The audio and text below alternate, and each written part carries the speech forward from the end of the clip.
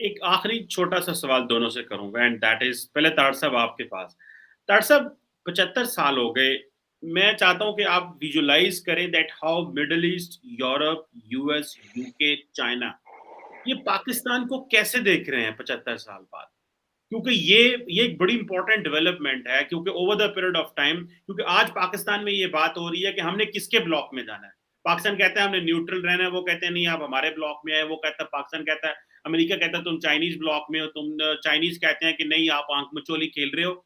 सो आप क्या देख रहे हैं आफ्टर 75 साल बाद क्योंकि मैं पहले लोकल बात कर रहा था, फिर रीजनल कर रहा हूँ, आखिरी एक इंटरनेशनल क्वेश्चन इसके हवाले से कर रहा हूँ।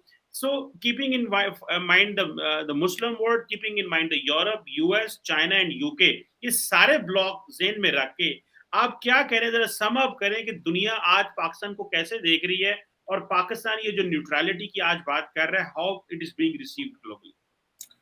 देखिए, मैं दो चार चीजें ऐड करके फिर इसको कंक्लूड करूंगा। मैं एक तो ये चाहूंगा कि आपके हर देखने वाला जो पाकिस्तान में बिलखसूस अगर इमरान खान या पीटीआई एक बहुत बड़ी सियासी पावर है उसके बारे में अपनी को ओपिनियन बिल्ड करना चाहता है, तो आज से 10 दिन पहले तकरीबन खान साहब ने DW को एक इंटरव्यू दिया।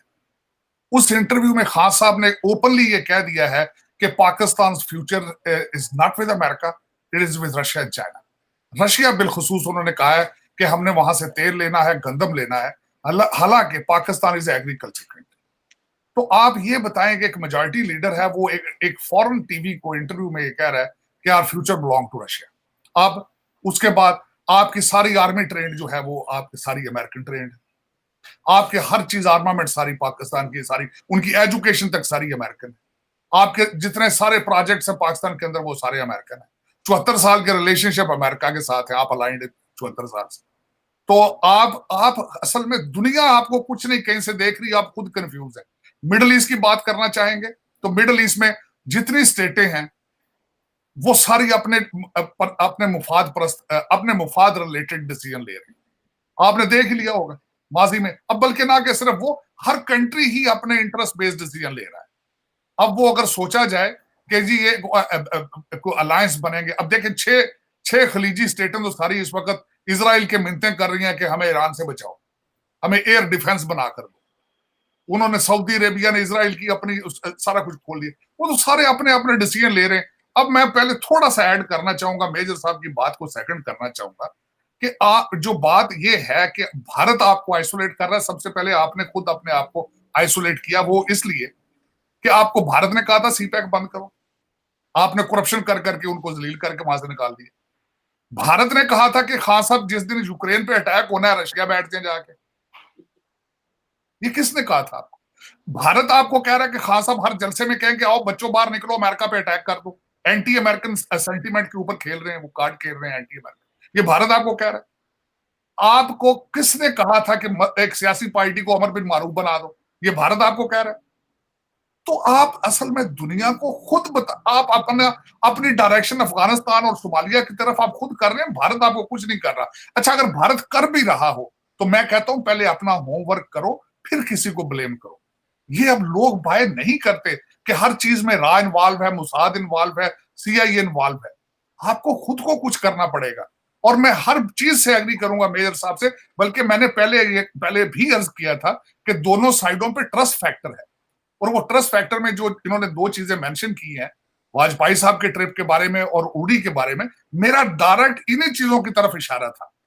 और मेरा 375 के ऊपर भी यही स्टैंड है कि still we need to have a dialogue on it. Regardless उसमें से डायलॉग में से कुछ निकले चाहे ना निकले, डायलॉग होना चाहिए उसमें दोनों साइडों।